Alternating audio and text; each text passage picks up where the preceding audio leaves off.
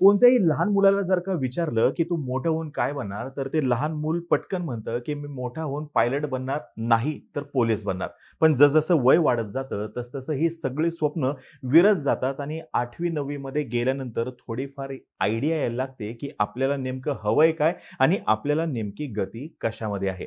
Even पालकांना सुद्धा लक्षात यायला लागतं, की आपल्या मुलाला किंवा मुलीला नेमकी गती कशामध्ये आहे. खूप साऱ्या मुला-मुलींना आणि त्यांच्या पालकांना असं वाटतं, की यांनी मोठं होऊन इंजिनिअर बनायला पाहिजे. पण नुसतं इंजिनिअर बनून नाही, तर ॲडमिशन जर का मिळाली, तर IITमध्येच मिळायला हवी असा सुद्धा त्यांचा आग्रह असतो. पण असा हा आग्रह करण्यामागे नेमकं काय लॉजिक आहे? IITच का? आणि त्यासाठी नेमकी काय तयारी करायची? तयारी कुठून करायची? या सर्व प्रश्नांची उत्तरं आज आपण जाणून घेण्याचा प्रयत्न करणार आहोत. नमस्कार, मी अरुणराज जाधव बोलबिडूवरती तुम्हा सर्वांचं अगदी मनापासून स्वागत करतो. IITचा फुल फॉर्म आहे Indian institute of technology. IIT हा उच्च शिक्षणासाठी आपल्या देशातील सर्वात मोठा ब्रँड आहे. यासोबतच जगभर सुद्धा हा ब्रँड नावाजलेला गेलेला आहे आणि आपल्या देशामध्ये या IITच्या एकूण 23 संस्था आहेत.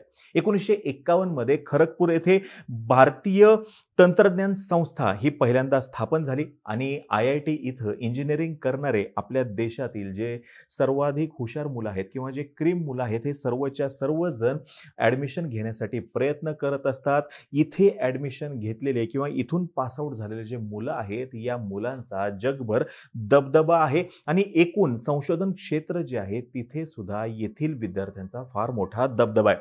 देशातील इंजिनिअरिंग क्षेत्राला प्रोत्साहन देण्याच्या उद्देशाने ही संस्था स्थापन झालेली होती आणि आजवर या संस्थेने तिचा उद्देश सफल केल्याचं आपल्याला स्पष्टपणे म्हणता येईल. हायर प्रो रिपोर्टनुसार IIT मधील विद्यार्थ्यांना ॲव्हरेज 20 लाखाच्या आसपास पॅकेज मिळत असतं आणि हेच कारण आहे की बहुसंख्य पालक आणि विद्यार्थी या सगळ्यांना IIT मध्ये ॲडमिशन मिळवायचंय आणि त्यासाठीच त्यांचे पालक आणि विद्यार्थी हे सगळे मिळून प्रयत्न करत असतात, कष्ट करत असतात.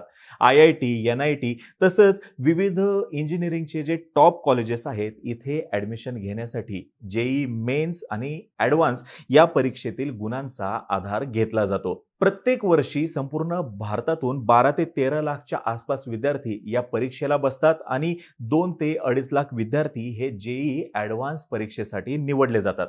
दरवर्षी 2 ते 3 लाख विद्यार्थी CET तसंच JEE सारख्या परीक्षा देतात, पण त्याच्यातील फक्त 15 ते 20 हजार विद्यार्थी हे JEE परीक्षेसाठी जाणीवपूर्वक तयारी करत असतात, हे समोर आलेलं आहे. आता हे लक्षात येईल की इंजिनिअरिंग करू इच्छिणारे महाराष्ट्रातील हार्डली 5 ते 10% सीरियस विद्यार्थी हे JEE परीक्षेची अगदी काळजीपूर्वक तयारी करत असतात आणि त्यांचं ध्येय हे फिक्स असतं आणि त्या दृष्टीनेच ते प्रयत्न करत असल्याचं सुद्धा आपण सांगू शकतो. महाराष्ट्राशिवाय इतर कितीतरी राज्यातील बहुतांश विद्यार्थी हे JEEची सिरियसली तयारी करत असतात. असं असलं जरी तरी सुद्धा IIT मध्ये सर्वाधिक विद्यार्थी पाठवणारे आंध्र प्रदेश आणि राजस्थान हेच राज्य आहेत आणि त्याच्या पाठोपाठ नंबर हा महाराष्ट्राचा येतो आणि म्हणूनच इंजिनिअरिंग पूर्वी तुमच्या अभ्यासाचा पाया भक्कम करणं हे गरजेचं आहे. JEE परीक्षेचा नियोजनबद्ध अभ्यास करणं गरजेचं आहे आणि हे सर्व विद्यार्थ्यांनी जाणून घेणं गरजेचं आहे. यासोबतच पालकांनी सुद्धा हे जाणून घेणं गरजेचं आहे. तितकी पालकांमध्ये जागरूकता निर्माण होणं गरजेचं आहे. आता बघा, महाराष्ट्र हे देशातील सर्वात श्रीमंत असं राज्य आहे. यासोबतच देशातील सर्वाधिक शिक्षण संस्था या महाराष्ट्रामध्येच आहेत. तरी सुद्धा IIT मध्ये सर्वाधिक विद्यार्थी हे महाराष्ट्रामधले नसतात आणि हे सत्य आहे.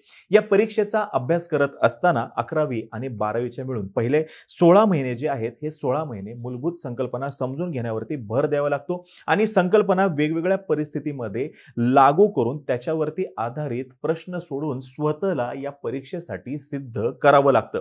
परीक्षेची पातळी ही अतिशय कठीण आणि किचकट असते. त्याच्यामुळं जास्तीत जास्त कठीण प्रश्न सोडवण्यावरती विद्यार्थ्यांना भर द्यावा लागतो, जेणेकरून ॲक्च्युअल परीक्षेमध्ये त्यांना थोडंसं सोपं जाईल आणि त्यांची परीक्षेमध्ये सिलेक्ट होण्याची शक्यता ही वाढेल. पण आपल्या इथे एक वेगळाच डायलेमा असतो. म्हणजे बघा, 10वीचं वर्ष आहे म्हणून त्या विद्यार्थ्याबरोबर संपूर्ण कुटुंबच प्रचंड टेन्शनमध्ये असतं किंवा 12वीचं वर्ष आहे म्हणून संपूर्ण कुटुंबच एका वेगळ्या शिस्तबद्ध पद्धतीने जगायला लागतं. विद्यार्थी कारण सांगतोय समजू शकतो 12वीचं वर्ष आहे, पण पालक सुद्धा त्याचं 12वीचं वर्ष आहे किंवा तिचं 12वीचं वर्ष आहे म्हणून वेगळ्याच पद्धतीने जगत असतात, एका वेगळ्या डिसिप्लिनने ते जगत असतात. विद्यार्थ्यांच्या अभ्यासाचा ताण त्या विद्यार्थ्यासहित संपूर्ण कुटुंबाने घेतलेला दिसतो आणि हे सर्व एका बाजूला आणि दुसऱ्या बाजूला त्या विद्यार्थ्याचा डायलेमा असतो की 11वी आणि 12वीचा अभ्यास करायचा आहे, यासोबतच IITला ऍडमिशन मिळावी म्हणून घासायचं आहे आणि हे सर्व करत असताना त्याला दररोज 6 ते 8 तास कन्सिस्टंटली अभ्यास करावा लागतो. म्हणजे बघा, या सर्व परिस्थितीमध्ये त्या विद्यार्थ्याला दोन वेगवेगळ्या आघाड्यांवरती लढायचंय. एक म्हणजे घरच्यांचं प्रेशर जे आहे ते त्याला हँडल करायचंय, यासोबतच स्वतःच्या 11वी-12वी वरती फोकस करायचा आहे, यासोबतच IIT मध्ये ऍडमिशन मिळवण्यासाठी कष्ट घ्यायचे आहेत आणि हे सर्व केल्यानंतर त्या विद्यार्थ्याला IIT मध्ये ऍडमिशन मिळवण्याची कुठेतरी संधी निर्माण होते. असं सुद्धा म्हणलं जातं की टीनेज मधली ही 2 महत्वाची वर्ष जी आहेत ती मौज मजा करण्याची वर्ष आहेत आणि ती वर्ष अभ्यास करण्यामध्ये का वाया घालवायची? तर बघा, आपल्या आजूबाजूला जे काही घडतंय त्याच्यानुसार सगळ्यांनी निर्णय घ्यायला पाहिजे. विद्यार्थ्यांनी आणि पालकांनी या सगळ्यांनी मिळून हा निर्णय घ्यायचा आहे की बाबा तुमचं एक्झॅक्टली स्वप्न काय आहे, अपेक्षा काय आहेत आणि सध्या आपल्या समोरची परिस्थिती नेमकी काय आहे. कारण की या ठिकाणचा प्रश्न जो आहे तो IIT मध्ये ऍडमिशन घेण्याचा आहे. स्वप्न फार मोठं आहे आणि हे स्वप्न पूर्ण करण्यासाठी प्रचंड मोठ्या प्रमाणामध्ये कष्ट सुद्धा करावे लागतात आणि हे स्वप्न पूर्ण करण्यासाठी आपल्या देशातील इव्हन देशाबाहेरील विद्यार्थी सुद्धा त्यांचा दिवसाचं रात्र, रात्रीचा दिवस हे सर्व करत असतात. शक्य तेवढे कष्ट ते उपसत असतात. आता या ठिकाणी 2 पर्याय आहेत. म्हणजे कसं, एकतर मौज मजा करायची, निवांत घ्यायचं, टेन्शन काही घ्यायचं नाही किंवा इंजिनिअरिंग रडत रडत करायचं, हा दुसरा पर्याय. त्यापेक्षा सोपं काय आहे तर 11वी-12वी मध्ये भरपूर मेहनत घ्यायची आणि इंजिनिअरिंगची 4 वर्ष मस्तपैकी एन्जॉय करायचं. विश्वास आहे की तुम्ही याच्यातील योग्य तो पर्याय निवडाल आणि संपूर्ण कुटुंब व्यवस्थित बसून याच्यावरती विचार करेल. आता एक कॉमन प्रश्न असा विचारला जातो की मग या संदर्भातली तयारी नेमकी कधीपासून करायला पाहिजे? तर बघा, 11वी आणि 12वी या 2 वर्षांच्या कालावधीमध्ये नक्कीच या परीक्षेसाठी तयारी करता येऊ शकते. पण जे तज्ञ आहेत या क्षेत्रातले, या परीक्षांमधले, त्यांच्या अनुभवानुसार IIT साठीची जर का तयारी करायची असेल तर 2 वर्षांमध्ये त्याच्यासाठीची क्षमता प्राप्त करणं हे खूप साऱ्या विद्यार्थ्यांसाठी हे प्रचंड मेहनतीचं असतं आणि तणावपूर्ण सुद्धा असतं आणि म्हणूनच 8वी, 9वी, 10वी पासून याच्यासाठीची तयारी करायला हवी किंवा प्रयत्न करायला हवेत, जेणेकरून IIT मध्ये ऍडमिशन मिळवण्यासाठी पुढच्या काळामध्ये कष्ट कमी लागतील. आता जे विद्यार्थी कठीण परिश्रम, दृढ निश्चय आणि कधीही हार न मानण्याचा त्यांचा जो ॲटिट्यूड आहे, याने ह्या IITच्या एंट्रन्सची तयारी करतील, त्यांच्या यशाच्या मार्गामध्ये कोणतीही अडचण निर्माण होत नाही, असा आजवरचा अनुभव आहे. मग आता या संपूर्ण प्रोसेसमध्ये नेमकं पुढे जायचं कसं, असा प्रश्न तुम्हाला पडलेला असेल. तर बघा, फिटजी नामक एक शैक्षणिक संस्था आहे जी अशा सिरियस विद्यार्थ्यांच्या मदतीसाठी आजवर कायमच कटिबद्ध राहिलेली आहे. IITच्या तयारीसाठी फिटजीने आपल्या महाराष्ट्रातील विद्यार्थ्यांसाठी एक सुवर्ण संधी उपलब्ध करून दिलेली आहे. MSTSE ही परीक्षा महाराष्ट्रामध्ये शिकणाऱ्या 8वी ते 11वीच्या विद्यार्थ्यांसाठी संपूर्ण राज्य स्तरावरती 3 आणि 10 सप्टेंबर रोजी घेतली जाणार आहे आणि या परीक्षेच्या माध्यमातून महाराष्ट्रातील 600 गुणवंत विद्यार्थ्यांना 100% पर्यंत स्कॉलरशिप तसंच मेरिट सर्टिफिकेट सुद्धा दिलं जाणार आहे. त्यासोबतच ज्यांचे पालक पोलीस विभागात किंवा अग्निशमन दलामध्ये कार्यरत आहेत, अशा प्रत्येकी 30 विद्यार्थ्यांना 100% पर्यंत फी सवलत त्यांच्याद्वारे दिली जाणार आहे. सोबतच मुलगी शिकवा या योजनेअंतर्गत उत्कृष्ट अशा परफॉर्म केलेल्या 15 मुलींना देखील या परीक्षेमार्फत स्कॉलरशिप देण्यात येणार आहे. असे सर्व विद्यार्थी फिटजीच्या स्कॉलरशिपच्या मदतीने IIT JEEची नियोजन पद्धत तयारी करून आपल्या स्वप्नांना मूर्त स्वरूप देऊ शकतात. आता खाली दिलेल्या कमेंट बॉक्समध्ये MSTSE याच्याविषयीची संपूर्ण माहिती दिलेली आहे. माझा आग्रह आहे सर्व विद्यार्थ्यांना तसेच पालकांना की अशी संधी वारंवार मिळत नाही, त्याच्यामुळे या संधीचा तुम्ही निश्चितपणे फायदा घ्यायला पाहिजे.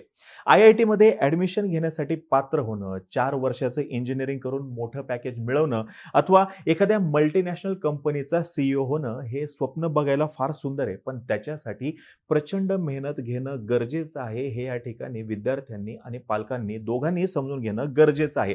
आणि यासाठी त्या विद्यार्थ्यामध्ये उच्च प्रतीची अशी मेंटल ॲबिलिटी असणं गरजेचं आहे आणि ज्याला आपण ॲनालिटिकल स्किल म्हणतो ते सुद्धा असणं गरजेचं आहे. आणि ह्या सर्व गोष्टी जोखूनच याचा अंदाज घेऊनच विद्यार्थ्यांनी आणि पालकांनी ह्या अभ्यास करावा किंवा नाही हे ठरवायला हवं असं या क्षेत्रातले तज्ज्ञ त्यांच्या अनुभवावरून सांगतात. विद्यार्थी आणि पालक या दोघांनीही या अभ्यासाच्या संपूर्ण प्रोसेसला समजून घेणं महत्त्वाचं आहे. आपली क्षमता नेमकी किती आहे आणि आपण कुठपर्यंत जाऊ शकतो या सर्व गोष्टींचा प्रॅक्टिकली त्यांनी विचार करणं गरजेचं आहे.